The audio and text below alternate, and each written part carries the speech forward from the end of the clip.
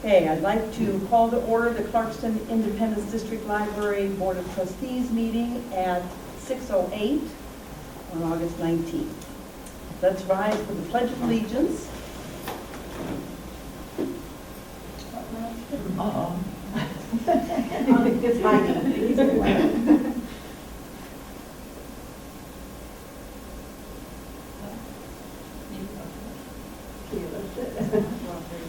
There we go. There we go.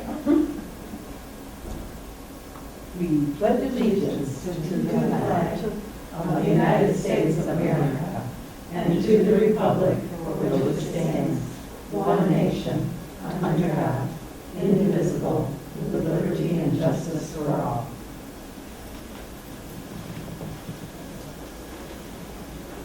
Oh, thank you. Would you call the roll, please? Michelle Ginn. Here. Mary Newberg. Here. Emma Markarian, absent. Allison McFadden Kiesling. Here. Jean Molson. Here. Marilyn Pomeroy. Here. Kay Robertson. Here. Julie Meredith. Okay. Shall we have a motion on the agenda? I move to approve the agenda as presented. A second. All those in favor, please say aye. Aye. Opposed? Okay, the agenda is approved. And we have no public tonight. So-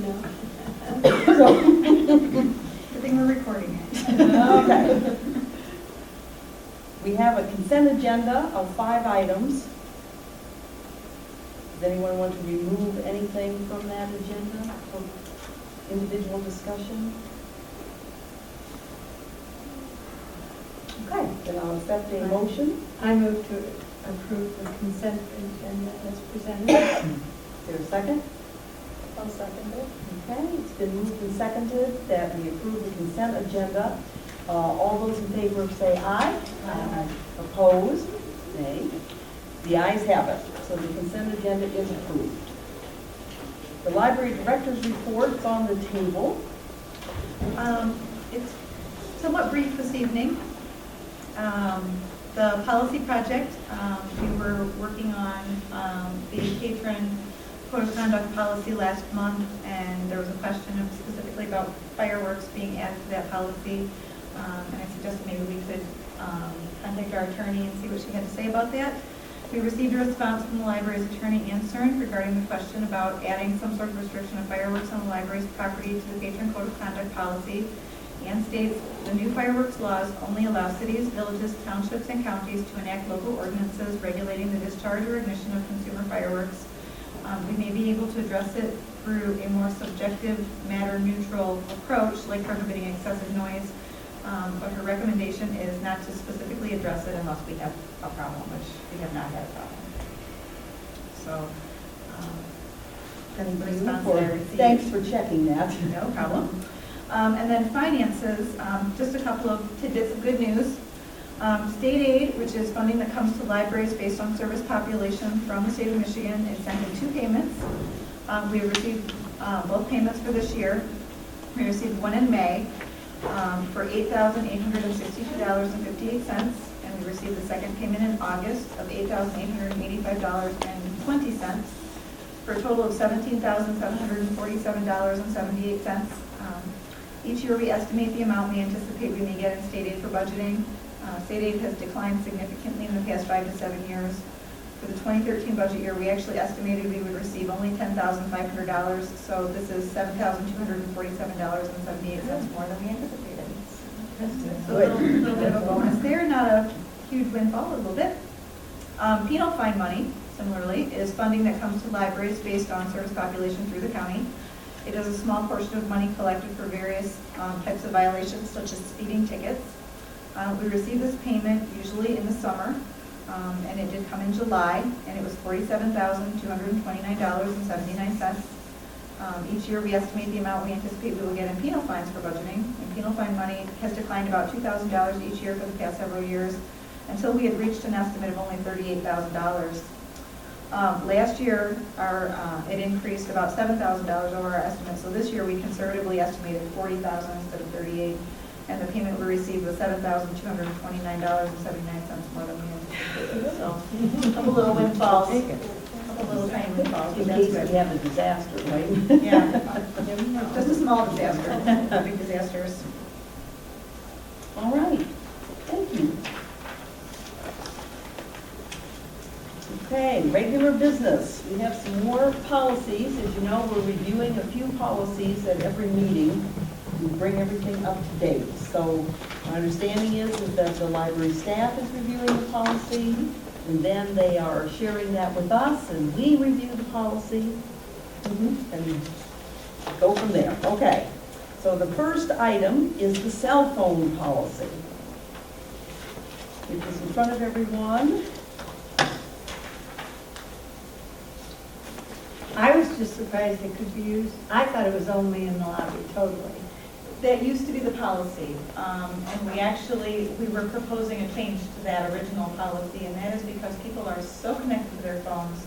And because the library is becoming a more open place for people to meet in groups and such, it has been brought up to us by a number of patrons that people meeting in groups tend to be more of a noise issue than people on cell phones. So we do ask people to be respectful with their cell phones and to turn off the ringers, but most people are very courteous with their cell phones. They do take them to a quieter portion of the building, or a portion of the building where they're not impeding people who are trying to work quietly in that. A lot of people do take it to the lobby. But just because people are so connected, we were finding that by sort of banning cell phones, we were banning a lot of our patrons unintentionally, so. Well, like parents sitting with their children, then they can check on things, so. Okay, anybody have a question about these 5 items? I do, actually. Yes. This is just a logistics question, and I know I should probably know this, but I will after this. What is the Catella alcove? The Catella alcove is in the very, very front of the building, the Clarence Catella Reading Alcove. It's a memorial space with the leather furniture that overlooks the garden. Behind the landscape. Yep, but by the. I know the area, I never actually. Knew what They it don't was. It was donated in memory of. Yeah, and that, we actually have little table tents up there that say that this is a quiet study area, so. Thank you. My only question was whether 4 and 5 should be part of 4, but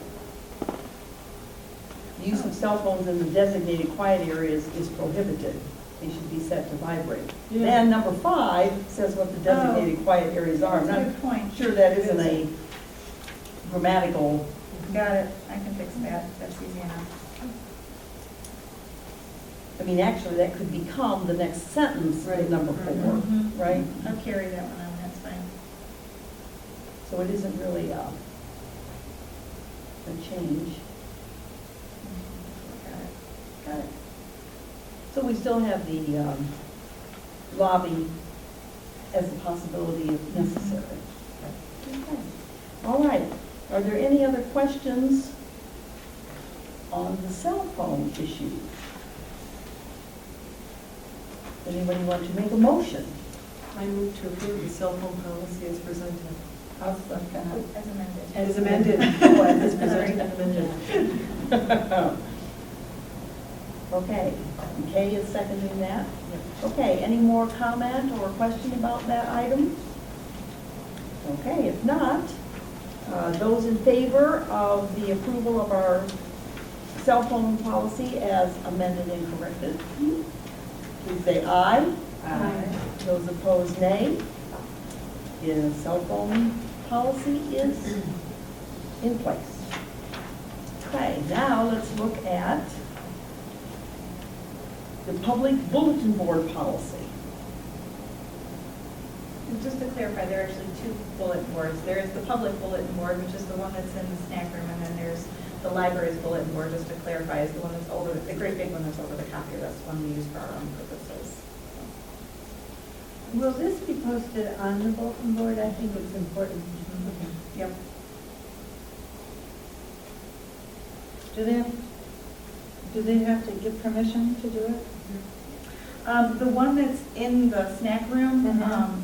people put things up there all the time, and we just go in about once every 2 to 3 weeks and take off anything that's outdated and clean it up. But that one's more of a free-for-all. The one that's over the copier, we will allow our partners Yeah. to put things there, and those usually come directly to me. So the public one is the one we're dealing with first. This is number 2. Good idea to have them dated. Okay. We're not very good about that. We need to improve that. Okay, is there a motion on that? I move that we approve the public open board policy. I'll second it. Okay, is there a second? I'll second. Okay, it's been moved and seconded. Any comment, questions? Okay, if not, those in favor of the public bulletin board policy, please say aye. Aye. Those opposed, nay. Okay, motion is approved. The review and approval of the public relations policy.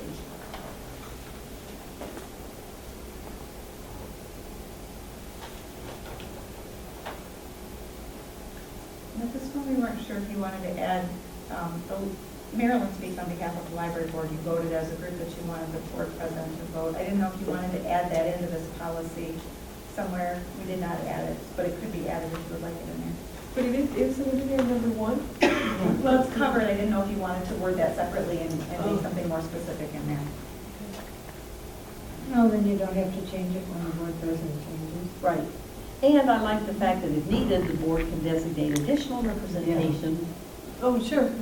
So if the board president's not available or someone else has an issue that they are highly qualified to speak on, we can appoint that person to speak on that issue. I have no problem with that.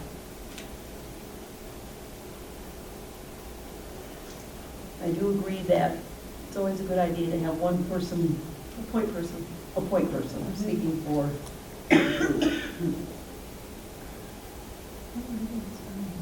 Okay. So we have a motion on public relations. I move to approve the public relations policy as presented. I second it. Okay, it's been moved and seconded to approve the public relations policy. Are there any questions or comments? Okay, if not, those in favor, please say aye. Aye. Those opposed, nay. And the policy is approved. The unattended child policy. This one's back. And there's a little precursor to this one. This policy was just approved in August of 2012. However, because there's a new lieutenant at the Independence Township Sheriff Substation, it seemed appropriate to review this policy, taking into account any feedback he may have. He was given the policy on Monday, August 12th. After the staff finished the update, Lieutenant Finley's comments will be provided during the policy discussion at the meeting. He basically said, looks good to me. So, he's perfectly content with it. He didn't have any issue with it at all, so. Well, I think it's excellent to double check with, Yes, that was a good idea. with That's a our very good idea. policing agency from time to time. Well, considering that we're saying right in the policy that we're going to call them, I thought maybe they Yeah. should know that. I like that the words are condensed in here too, and just very clear cut. The library is not responsible for children with unattended, period. And where is this posted? This has been posted in the children's department and also on that bulletin board that belongs to the library. Okay. Yep, I thought was it the staff that was suggesting these statements? I thought they did a very nice job.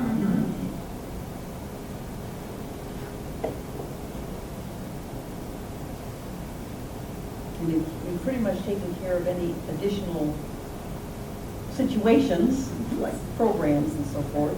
Seems like it covers the necessary things in case there's a child left. It's not so worrisome in the summertime when it's still light out, but it is very troubling in the wintertime, and our parking lot is so isolated. Yeah. We It don't, starts so early. yeah, we don't want to leave them out in this isolated parking lot. And with the use of cell phones, should there be some type of emergency, someone could call the library at least and let them know that we understand we're not there for a child. Yeah. That's true. Do you have a problem of not picking up when the library closes? Has that been a problem? I It's know not a huge problem. It tends to be, sometimes they don't realize what time we close, or they're just running a little late. Debbie and I were discussing the amount of time that we wait. Usually, the person picking them up will show up within 5 to 10 minutes. But the reason it's 20, and this is going to sound a little silly, but the reason it's 20 is because that's exactly how long it takes to get from Great Lakes Crossing. And it is not uncommon for kids to be here, and, you know, mom and dad ran out to the mall, or they went to dinner out by the mall, or whatever, and that's almost exactly how long it takes to get here, and they're almost always here within that amount of time. If they're not here with that amount of time, then they don't know what time to close, or there's something more serious going Well, on. the other thing would be backup on Yeah. through I-75. Yes, that used to be our latchkey problem a Yeah, lot. that's The true. parents not That's getting there true. would be they were sitting on I-75. So I wondered if that happened a lot. It's not a huge problem, but we Your did hours discover of we closing needed- are a little later, so. Yeah, the schools, And the 6 o'clock evenings, it might be different. yeah. And the schools also have to deal with that too. Yeah. They also have a policy. Yeah, Yeah. yeah. But we can charge them. The school's charge. Yeah. Okay, all right. Any, shall we have a motion on unattended children? I move to approve the unattended child policy as presented. Okay. It's okay, it's going to second, okay? And any other comment or, I think the condensed version looks very good. All right, those in favor, please say aye. Aye. Those opposed, nay. Motion is approved. Okay. The 2014 closed date calendar. Each year, the library board is asked to review and approve the library's closed date calendar. Traditionally, we do this in the fall to allow dates to be added to the computer system well before the beginning of the year, since library materials are not due and fines do not accrue on days when the library is closed. At the very latest, this decision needs to be made in November, but why wait till the last minute? The closure dates proposed for 2014 are similar to the calendar we used in 2013. The only difference would be Independence Day. In 2013, the 4th of July fell on a Thursday, so the library was only closed on that day. In 2014, the 4th of July falls on a Friday. The library is already closed on Sundays. So the library would only be open on Saturday that weekend. Closing the additional day is simply a closure, not a paid holiday. This would reduce part-time costs because part-time employees would not be scheduled to work that day. In addition, full-time employees would only work 4 days that week, and since the library would only be open 4 days, there would be more than adequate coverage should there be staff vacations that week. Following the lead of other libraries, this is the strategy we adopted in 2010 and 2011 when the 4th of July also fell on or near a weekend, allowing for some staff cost savings during a time when many of our patrons are out of town.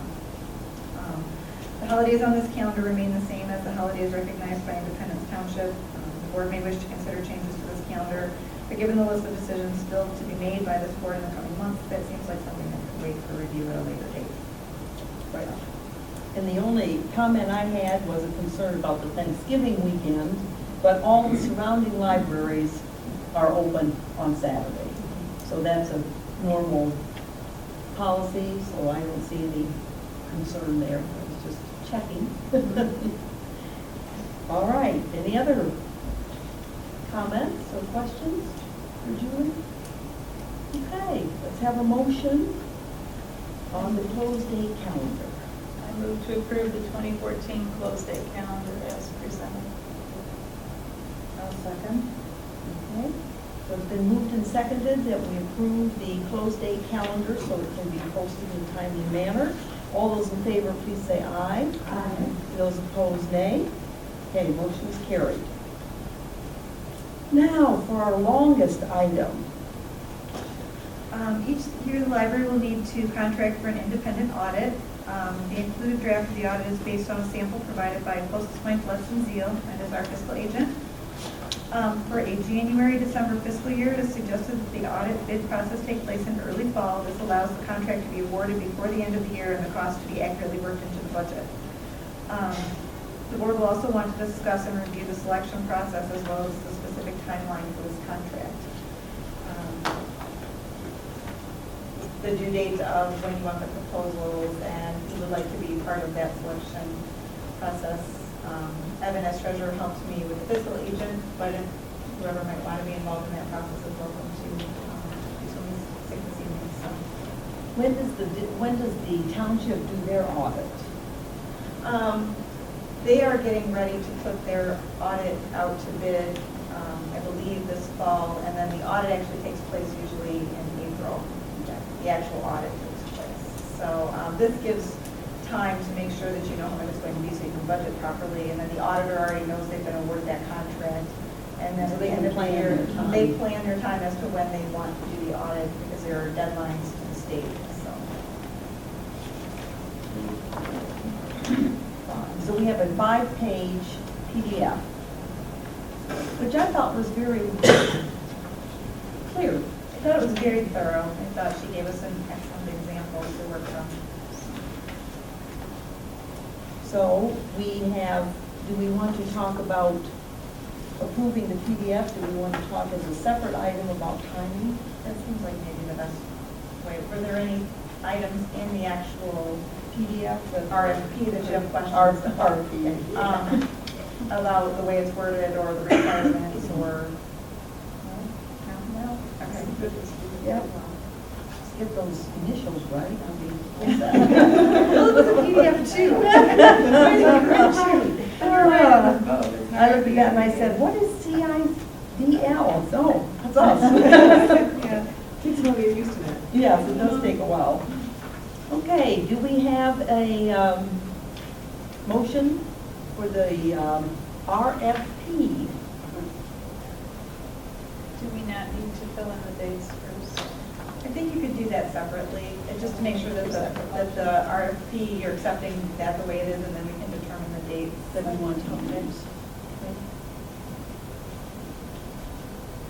I move to approve RFP for the annual audit as presented. Is there a second? I second. Okay.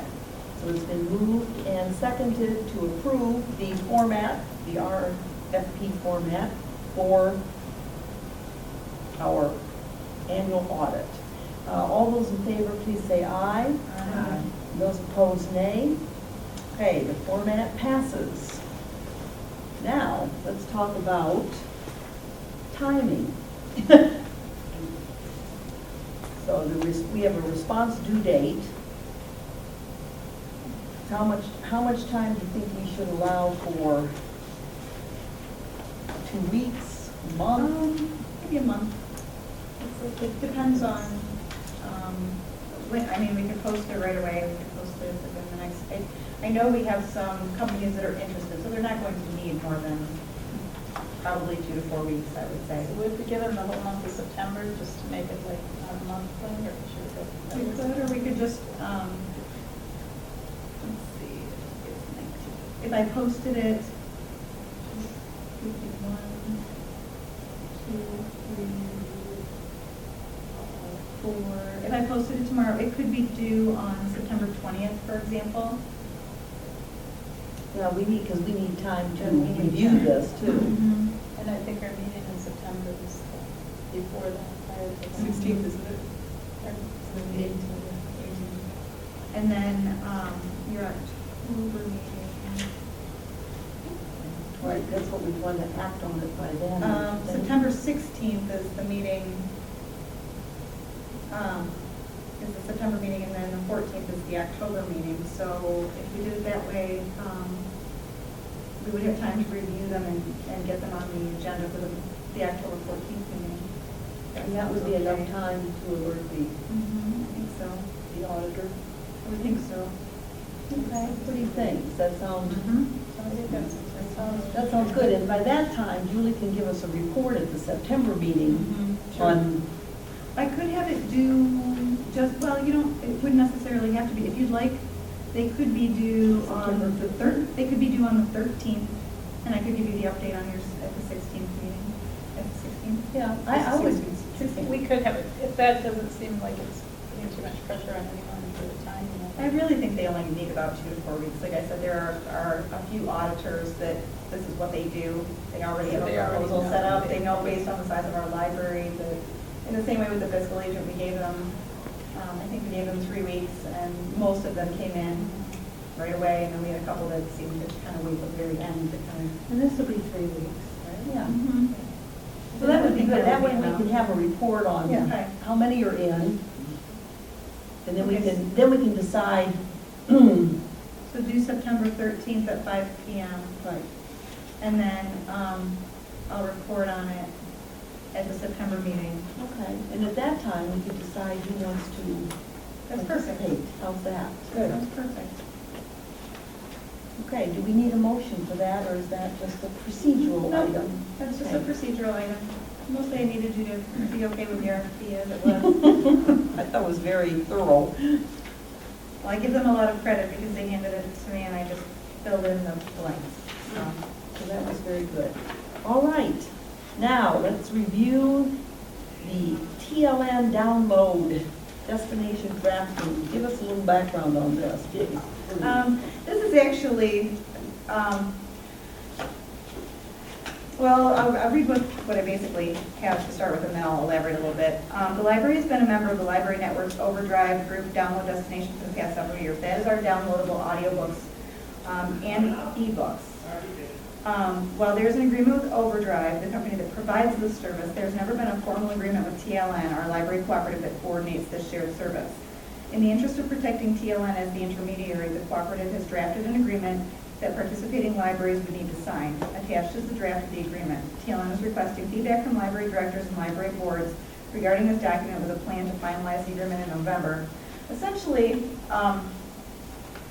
the way Overdrive works is that you create a collection with a group of libraries, and all of the libraries' patrons get to share in that collection.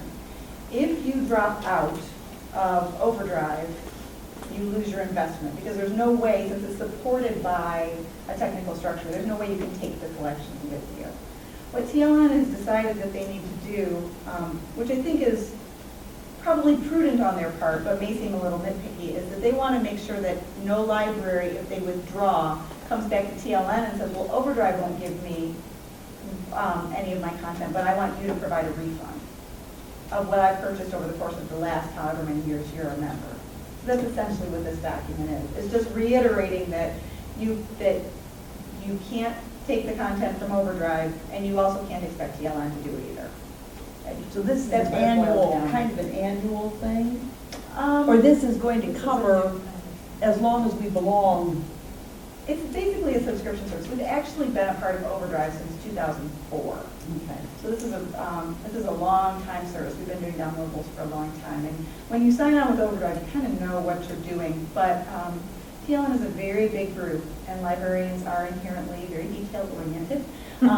So I think this is a dotting of the I and crossing of the T that TLN felt like maybe would be a good idea. Quite honestly, I read it and I didn't really see anything that gave me too many moments of pause. It pretty much says what Overdrive says, but I didn't think it was appropriate for me to just say, yep, it's great, and send it off. I thought the board really should have a moment to look at it and just kind of understand what the service is all about. Are there several different companies that do this kind of service? No? There are only a few companies that do it, and it's funny because as we move forward, we're really, the digital rights management of downloadables is extremely difficult because, of course, it's new technology, and whenever new technology comes, you have to kind of learn. This happened when we started doing audiobooks. This is what happened when we started loaning DVDs. This is what happens, whenever you get into some kind of a new format, there's issues that we hadn't thought of because they're different from some of the other formats we're used to. This particular one, people don't always understand. It's just because we own a digital copy doesn't mean that we can loan it to as many people as we want. When you buy it, you essentially are buying, just like a regular book, you're buying one copy, and one patron can have it at a time. And when you have multiple libraries together, we buy multiple copies so that we can loan it to multiple patrons at a time. But because it's electronic, it's not tangible, it has to be supported by some kind of structure. So our subscription to Overdrive is what supports that structure. They really do consider it to be a subscription. but they allow the group when they come together to select what's going into the collection that we subscribe to. Okay. So I don't know if that all makes sense. It's Well, very and I'm complicated. assuming this is growing. It is growing. It is growing, and this is a very large group that we belong to. This is, I believe, somewhere between 30 and 40 libraries are a part of this. And so what we do is we all pool our money and we all purchase together. The secondary piece of this is that our library has what's called Overdrive Advantage, which is a secondary account where we can purchase materials specifically for our patrons to use over and above what the whole collection is. So for example, if we know that our book group is reading The Help and there's a lot of demand for The Help in the overall shared service, we can go in with our money and buy some additional copies of The Help. And when our patrons log in with their library cards, they will see additional copies that we've purchased for them. So we've been doing that for a number of years. Not all the libraries do that, but it has been a wonderful way for us to have a shared service as well as making the collection more attuned to our patrons as well. And that also means that, for example, if Mary Kimber comes in and says, I want to put this on my Kindle, and there's a really long waiting list, Keegan, who does the purchasing for Overdrive, can say, no problem, you know what, I think I'm going to buy an extra copy because you're probably not the only one who wants that one. So it gives So us we the can make flexibility adjustments. of making adjustments if there's particular interest in our community. And the cost is really by the size of the community. It's by the service population. That was a question that was asked a lot during the last campaign. And the concern was that some libraries had 4 copies, and our library might only have had 1 copy. And I wondered how that worked, but that is, you Yeah. can get more. You can get more, and we We do, have that and possibility. we have the possibility, we use our Overdrive Advantage on a small scale, but that doesn't mean that if and when the millage passes, that we could not put a larger chunk of money in. Stock the Stacks, which is the fundraiser that the Friends of the Library did in order to raise money to help pay for library collections, a portion of that did go directly to our Overdrive Advantage account, because the Lions Club specifically asked that their donation be made to the Overdrive Advantage account, knowing that people who have low vision like Kindles and those, because they can make the text as big as they want, and it's not as heavy as a larger print. Yeah, it's really not. So not only did they make a large donation, but then the Friends matched that donation, and that went directly into our Overdrive account. And it was purchased only for. I think the public needs to know that. I think that's Yes. some people Absolutely. nowadays That are is really very good. interested in. And I like the flexibility. Yep, there were a number of libraries that hesitated to do that account. We were one of the first libraries that bought into the Overdrive Advantage account. They kind of let us, normally we're not the cutting edge library, but we had been a part of Overdrive much longer than some of these other libraries. We started in 2004, and a lot of them didn't really start getting into it until the Nooks and the Kindles came out. But we've had downloadable audiobooks and ebooks since before the technology, when people would download them and use them on their laptops, which many people discovered is not the most conducive way to read a book. But we were trying to, knowing that it was coming, we were trying to be at least on the front end of that. Curve. Yeah, ahead of the curve a little bit. Yeah. Okay. All right, thank you. I think that's excellent. And then now if we get a question in the community, we'll have an answer. And it's a pretty sizable chunk of budget too, and will probably grow. So, Yeah. very good. Thank you for the update. Okay. How about our meeting with United for Libraries? In July, a small team met with library advocate Libby Post for the United for Libraries grant. Libby provided 3 days of powerful training regarding connecting the library to the community and ways for our library to specifically do that. I'm going to do a short presentation regarding the basic outline and a plan to implement those recommendations. So tonight I'm going to talk a little bit about Geek the Library. Okay, so let's talk for a minute about what the issue is. Obviously, the need for public library has never been greater. Funding for the public library has never been at greater risk. Library usage is increasing significantly as many public libraries experience flat or decreasing budgets. A challenging economy puts public library support at risk, especially since the bulk of public library funding comes from local sources. Reports of public libraries across the country cutting hours, staff, and even closing their doors. So what are the facts at our library? The fact is, In the event of a district-wide millage of at least 1.25 has not been authorized by the qualified electors of the district by August 10th of 2014, this district library agreement shall expire by its terms, and all assets of the district library shall be distributed as described in section VA. What does that mean? That means that if our millage doesn't pass, the library closes. So, well, we brought in our advocate to talk about the situation and what we need to do. Basically, she spent 3 days teaching us that we need to build library support in the community. And how do we do that? First, we create awareness, we generate engagement, and we encourage action. We get people excited about having a library and wanting to support the library that we have here in the community. And how do we want to do this? Well, we've found a great campaign called Geek the Library. Geek the Library is a fun campaign with a serious message. And what does it mean? This is a campaign where geek has turned from being a noun into a verb. It's to love, to enjoy, to celebrate, to have an intense passion for, to express interest in, to possess a large amount of knowledge in, and to promote. Everyone has something that they are passionate about, something that they geek. Maybe you geek football or hip hop, maybe you geek organic gardening or volunteering, or maybe you just geek the weather. Whatever you geek, fun or serious, the library supports you. So share what you geek, share what your public library does for you and your community, and spread the word that the library needs everyone's support. About the campaign, Geek the Library is a community-based public awareness campaign designed to educate the public about the need for increased public library support. Geek the Library highlights the vital role of public libraries, educates the community about the challenging funding issues public libraries face, and provides opportunities for people to engage with the campaign and share their stories, basically about why the library is important to them. All the Geek the Library materials encourage the public to visit www.geekthelibrary.org. It provides an opportunity to share what they geek, information about the value of public libraries and how public libraries are funded, and advice about the need for public library support and how to educate the community.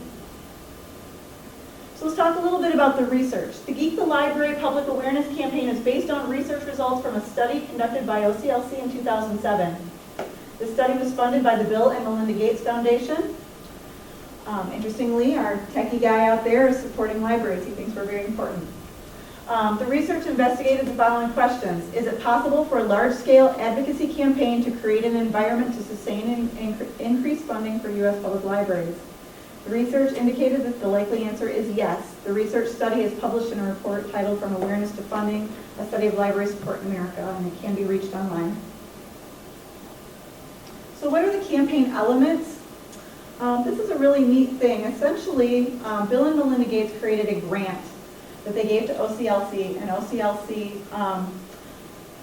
uses this grant to provide support to libraries, and it comes with, once you sign on, it comes with a number of advertising, both online, print advertising. It's a campaign that was designed by a professional graphic designer, and it is specifically for use by libraries that sign on. There are also website and social site elements to it. There are media relations and event elements, things that you can tie in to what you're already doing. Geek the Library gear. And then a lot of things, this has been going on since 2007. This has been used by hundreds of libraries in 40 states across the country. There are a number of different ways that you can use it. You can do it small scale, for example, the Marshall District Library here in Michigan. I called their director and I said, "You use this campaign?" And she said, "Yep." I said, "How much did you spend?" She said, $250. Because so much of it is provided by Bill and Melinda Gates, a lot of it comes free of charge. By signing on to the campaign, you get banners, you get stickers, you get posters, and a bunch of other elements that you can use within your library. These are some of the examples of posters that come with it. One of the things that they encourage you to do is to do geek walls at events, which means that you just take a piece of big black foam core and a silver pen, and you ask people what you geek, and you give them the opportunity to tell you what it is that they are interested in, what it is they're passionate about. And the interesting thing is talking to other libraries. Some libraries have said that they actually found out some things about their community that they may not have known. And sometimes the community found out things that they didn't even always know about themselves. For example, one library told me that they did not realize the level of interest in recycling, and so many people put recycling was when they geeked on their geek boards of the library, then thought, wow, we need to be greener. And so they made an effort to get a recycle bin and get more materials on how to recycle and composting and things like that. And they were able to be responsive, because essentially what you're doing is you're saying to your public, you tell us what you love and we'll support you in that. So I see celebrities were up there too. Yeah. So in the library, there are a number of different things that you can do. For example, there are posters, the staff could have t-shirts, you can do bulletin boards explaining what it means to geek, just to kind of get the word out there. But what is more important, and maybe what we haven't done as a library as well as we should have, is get outside in the community and take our message to the public and find out from the public what it is that we should be doing. So here are just some examples of libraries at different kinds of events. So what kind of events? Well, build community excitement and engagement, leverage visible events to raise awareness of issues, spark conversations and dialogue about the need for adequate public library funding among the community, and drive traffic to geekthelibrary.org. And then here's some more photos. This picture down here in the corner is actually the Marshall District Library, I believe, and that's their school mascot who came to help them spread the word about geeking. One of the really neat things that Geek the Library has encouraged a lot of libraries to do, and a lot of libraries have done, is there are a lot of template pieces that come with this once you've signed on and decide that you're going to be part of Geek the Library. So these really cool posters, you get these templates that allow you to go in and you take a photo, you put people that we know from the community right into that poster, and then we do have a big poster printer. We can print those and put them around the community. Waterford asked their Friends of the Library to pay for a poster campaign. The Friends hired a photographer to come in, and they brought in and made a little photo studio in the lobby of the library, and as patrons, and they invited business owners and key people in the community to come in and have their photos taken, and they made posters. The library kept one set of posters for the library and sold the other set to the people who had their photos taken so that they could take them out into the community and spread them around and show them off what they geek and that the library supports what they geek. There's a proven connection between public libraries and community success, both through job creation, increased wages, business development, and overall community quality of life.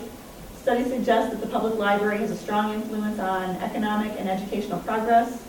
Research confirms that public libraries produce tangible return on investment for the communities that support them.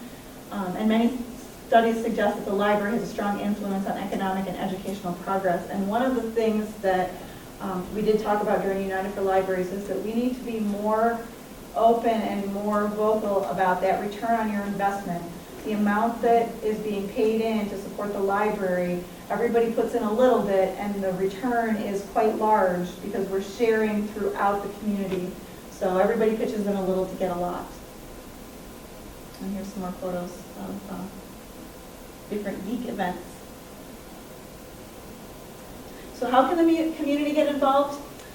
Start discussions about the immense value public libraries hold for you in the community. Let others know what you geek and why the public library is a place for all to get their geek on. Meet with community groups and provide educational information. Display posters in businesses or organizations and hand out flyers to employees or customers. Draft a letter to the editor or author a guest column in the local paper discussing your personal reasons for valuing the library. Invite the library to speak or join in an event. And think about what else you or your organization can do to support public libraries. Lots of photos of the really cool things that have been done. And just to let you know a little bit about the Geek campaign, Geek the Library, as I said, was developed by OCLC, a nonprofit library cooperative, and funded by the Bill and Melinda Gates Foundation. And OCLC partnered with a selection of public libraries and library systems in order to start this. It was a pilot campaign. It started back in 2007. It was launched in 2009, and has the main field support ended in 2010, but it was such a great success that it has been funded and it will go on through I think they're taking the last libraries in 2014, and it will end in 2015 officially. Unless, of course, they decide they're going to extend it again, I suppose. Any questions about this? I do have a short video clip that shows a library using the Geek the Library as part of a launch event to kind of get people excited. See if we can get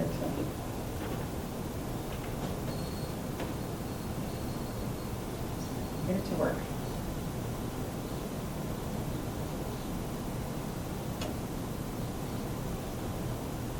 I eat something. My kids, well, I keep seeing the dinosaurs, juggling, I keep the library.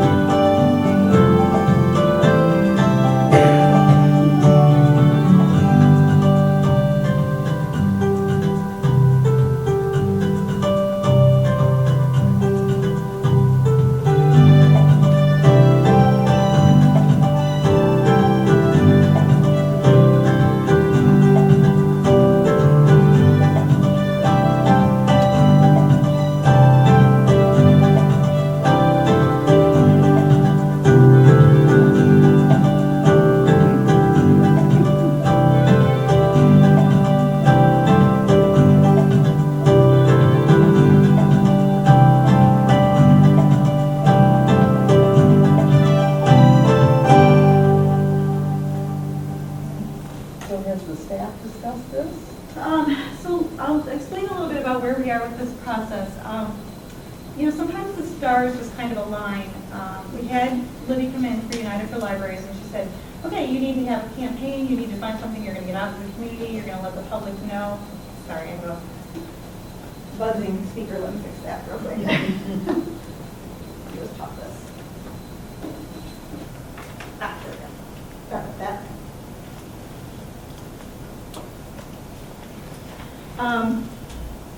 So you need to get out of the community more. That's something that, as she observed what we had been doing, was obviously something that was lacking. We're really good at talking to the people that are already coming into the building, and we haven't gotten out into the community as much as we should have. And so after the 3 days of training, and literally the day after Libby left, I got a call from the director of the Waterford Township Public Library, and she said, have you done Geek the Library? And I said, no. And she said, we decided to take this on, and she said it has taken on a mind of its own in our community, and it has really been fabulous to connect us to the community. It's gotten people really excited. And she said, I just felt like I should tell you about it because I know that you're trying to work on this. She said, I know you had the United for Libraries grant, and I know you've been, she said, I knew you were going to be looking for something like this. And I just thought it was interesting because she's always been very, very helpful, and we've worked with her on a number of things. So I started out by taking it to our full-time staff, and I said to them, what do you think about this? And they got pretty excited about it. I thought, okay, well, that's a good start. And so next I took it to our all-staff meeting, and I did sort of a presentation that I did here tonight, and they got really excited about it. So I thought, okay, well, that's also a good start. So then I took it to the Friends Board last Wednesday, and they think it's really neat, and they're very excited about it, and they put forward money to buy t-shirts that say, what do you geek? So we're going to start with that, and what I would propose doing is, I've got a committee of staff people who have already want to be part of this planning committee. They really want to do this project. So I would get them together and kind of figure out, of all of the resources that are available, what they would like to do, create a budget, and then at the September 17th Friends General Membership meeting, ask for a budget to do this. And this is a really neat program. There are a couple of things that I thought the board needed to know about. Because it is a grant, we need to sign a formal agreement saying that we are not going to use the materials in a way that is against what the group has agreed to. It's very, very simple, standard contract. It comes with a lot of resources. As soon as you sign the participation agreement, you get to log in and see what all these other libraries have been doing, these hundreds of libraries have been doing since 2009. So it comes with a ton of ideas and a ton of great resources, including all of the templates for t-shirts and anything else that the friends might want to fund. So I guess my primary thing is to talk to the board, see how you feel about it, and permission to proceed. I think we're lucky it's there.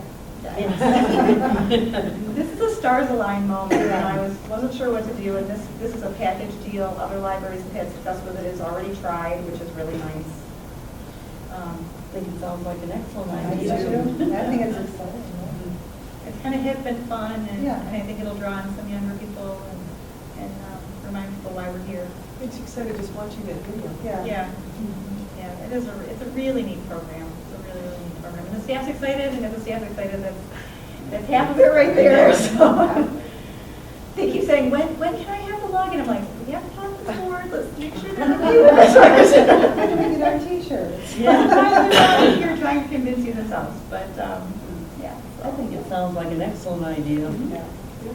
And so we can broaden our base in the community, and I like the poster idea, and I like the bringing everybody together. Sounds like a This was not brought in through the United grant though, right? No, it she- wasn't brought up in there. No, It was part of just- what she wanted us to do, she kept saying you need to get out in the Uh-huh. community and you need to advocate for the library and you need to draw some attention to the library. And I walked out of it thinking, I don't know how I'm going to do that. And then you heard this. And then this wonderful call. fell in my lap, so, Yeah.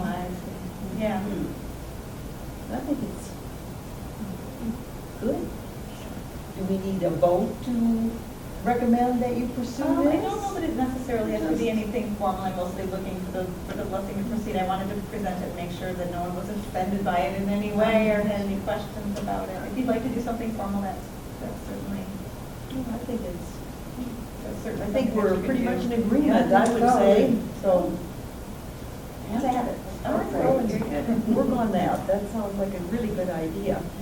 And so the Friends have presented this, or the Friends will be discussing this at the general membership meeting, and that is, It's September 17th. The Friends Board already approved, as long as the library board was okay with it, they had already approved money so that we could do t-shirts right away for the staff. And of course, about every 2 to 3 years, the Friends do t-shirts that say Friends of the Library on them, essentially. And what they decided to do is Geek the Library would be their shirts. So it'll say Geek the Library, and then it'll also say Friends of the Clarkston Independent District Library. And they give those away to their members. These are cool t-shirts. We think people are going to like them and love them. So that'll be something that will create some buzz and some stir and get people talking about the library. yeah, I think it's a good idea, I do too. So, very good. So then the Friends will be having their general membership meeting earlier this year than they normally have in September. I think their intention was to have the general membership meeting sort of before the vote sale in order to kind of rally the membership to volunteer for sale and to kind of let people know what would be on the wish list to remind people what they raise money for and that kind of thing. I don't know that they're going to continue to do that next year. I think they decided maybe it was a little too early this year. They were trying something new. I don't know if they'll do it next year or not. All right, very good. Thank Two you. other small little pieces of this. When I was working with Libby, one of the things that she does do, and I just wanted to offer it out there, and the board can determine if they're interested in doing that or not. She does offer an advocacy training that is geared toward library boards. It would be over and above what we had done. It would be she's from New York, so it would be a Skype type training. If you're interested, it would be $1,000. And I just wanted to throw that out there in case you were interested. I didn't know if that was something that you were, if you wanted to think about it. But I did let her know that I would pass that and talk about it and determine if you're interested in something like that. The other thing that we don't have on the calendar and I wasn't sure how the board felt about this, but I wanted to ask, it's also sort of related to United for Libraries and advocacy and that kind of thing. We do not have a staff development day at any time scheduled for this year. And I didn't know how this board felt about the possibility of closing for half a day for staff training or a full day for staff training. I just wanted to toss that out there and get a feel for what you think, and if that's something that you might want us to do or approve of us doing. I think it's always important. Yes. I think it's very neat to have it for the camaraderie and for the education of this thing. And really, it should be soon. For the professional policy. Right. Well, before they really get into, would be excellent to have this training while we're launching our awareness campaign. I did look at a I was couple gonna say, were there of days that look good? I do hesitate to close for an entire day, but I did think that we might consider closing for a half a day. It's coming up fairly quickly, but I was thinking maybe on September 13th, we could close for half a day, maybe open at 1 that day and do a morning training. We often have a staff meeting that's from 9 to 10, and our staff meetings the last couple of times, especially when we started talking about advocacy, and that had been running from 9 to kind of 10:30-ish. We've been, running over, and we're thinking maybe if we just had a morning to kind of get everybody together and do some policy training and some advocacy training and that kind of thing, that might be helpful. But I didn't know the board would It's a feel about Friday. that. It's a Friday. Friday. And there's nothing on the calendar at this point. It's not a lot of notice, but I think we're going into a very busy fall, so. So what time would it be closed from? I was thinking we might just plan to open at 1 that day. It's only 3 hours. Yeah. But if we That had everybody long come in enough? at 9, that would be a Yeah. 4-hour day, so, or Yeah, 4 yeah. hours, I think we can do quite a lot in 4 hours. But I mean, from the public's perspective, it's only 3 hours. Yep. We used to close for a whole day, and I think that might be a little bit disruptive on such short notice, but if we were closing for just a half a day, I think it wouldn't be too bad. Do you want a motion or? Yeah. If it's posted and if someone should happen to come that morning and they see that you're going to open at 1, then I think that this one, if you'd like to make a motion, that would be, just to make it official, if that's okay for you. So we'll entertain a motion for an in-service morning on September 13th for the library staff. Then the library would open that day at 1 p.m. and the staff would be from 9 until 9 to 1. I move that the library close on Friday, September 13th, until 1 p.m. for the purpose of staff development. Does that make sense? There's a second. I'll second it.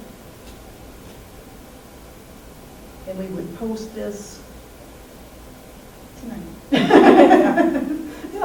There's the still meeting enough adjourned. time to post it. Okay. I mean, almost 3 weeks. That should be- It is 3 weeks. Yeah. You're only required less time. That should be plenty of time, yes. Are Are there in any, the afternoon? Yeah, it's not like we'd be closed all day. That's why I was hesitant to close all day, but I think we need to do something in fairly short order, especially if we're going to be doing some of these bigger projects. I think we need to just get everybody together and have enough time to really have a nice meeting discussion about it. And also, some of these policy things that we've approved, I think we need to kind of catch everybody up on that, so everybody knows where we are on those things as well, so. Okay. Any other comments or questions? All right, if not, let us have a vote on the motion to close the library morning of September 13th for in-service, to be open that day at 1 p.m. Those in favor, please say aye. Aye. Those opposed, nay. Motion carries. I think that's an excellent idea. It is. Mhm. Glad you brought that up. Any other issues? No, I think that takes care of everything. It's been kind of a busy month since the last meeting. In that case, will entertain a motion for adjournment. I so moved. Is there a second? Oh, moved and seconded, and we should adjourn. And those in favor, please say aye. Aye. Opposed? No one. The motion carries. Thank you very much. The meeting is adjourned at 7:08.